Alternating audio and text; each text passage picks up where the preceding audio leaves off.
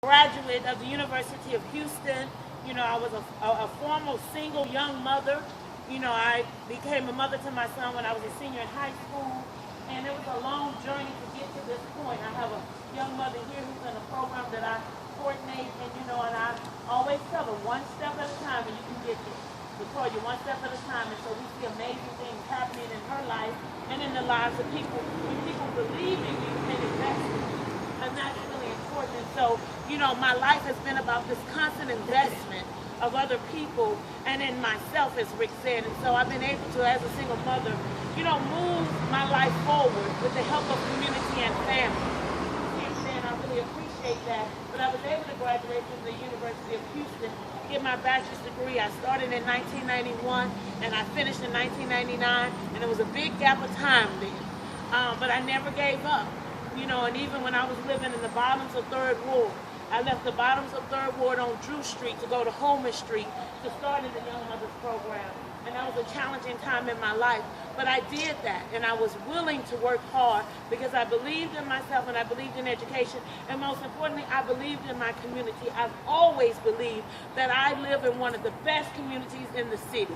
And when I go around places, I tell them I was born in South Park, and now I live in the historic Third Ward. And I take that with a sense of pride. And so, I was able to finish school, and I had an amazing opportunity to go on to Penn State University. And my cousin's here today because she came up to visit me when I finished and moved to Pittsburgh and started as an assistant professor. And I stayed there and I worked there for some time, but I made a decision to come back to Houston and come back to Holman Street, the same street I had left, to go to Penn State. And I came back, and so, this is a personal campaign for me. This is a personal issue. I don't live and work someplace else. I live, work in District D. And so what happens in this district is really tied up to my own faith.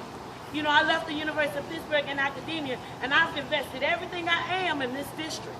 And so this district making it will allow me to make it. If the streets get invested in, if the parks get developed, if the neighborhood thrives and grow, I thrive and grow.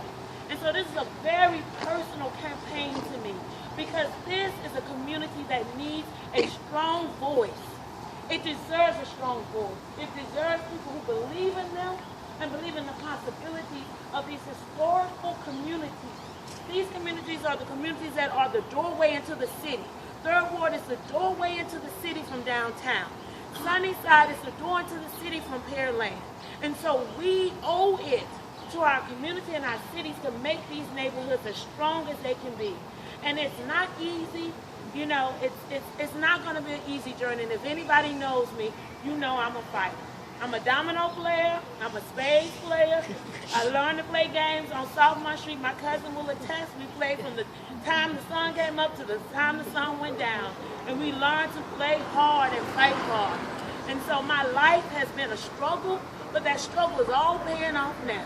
Everything that was invested in me is all paying off now. And so I don't often talk about my education and my accomplishments because for me, they only matter in a community context. But I talk about them now because it's evidence of what a community can do. What a community can do when it invests in people and it invests in organizations. And that's one of the reasons why I chose the Martin Luther King Center today.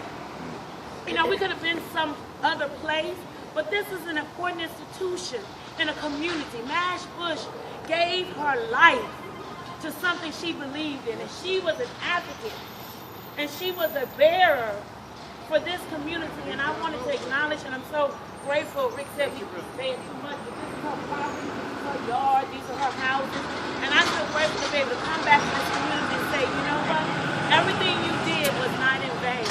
I see Miss Jessie sitting there, and I tell my grandmother all the time, my grandmother's 85 years old, and I always remind her, everything my grandparents raised me, everything you did for me was not in vain.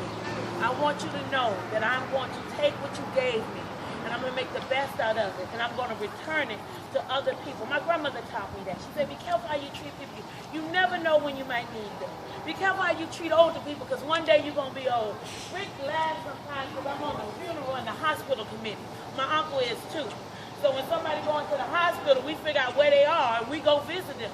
My grandmother taught me that. When there's a funeral, we make sure someone from the community is there to let the people know that person's life was valuable. That person's was valued. And I want to go to the family and thank them for everything that person gave us in our community. And so, you know, this is the start. It's March. We have to November. But it's a great start. And, you know, it's going to be hard. It won't be easy. You know, somebody told me the other day, you're a dark horse in this race. And somebody else said, when you get to city council, you know, they said, if you. I said, no, sir, when I get to city council. So, you know, I'm very concerned.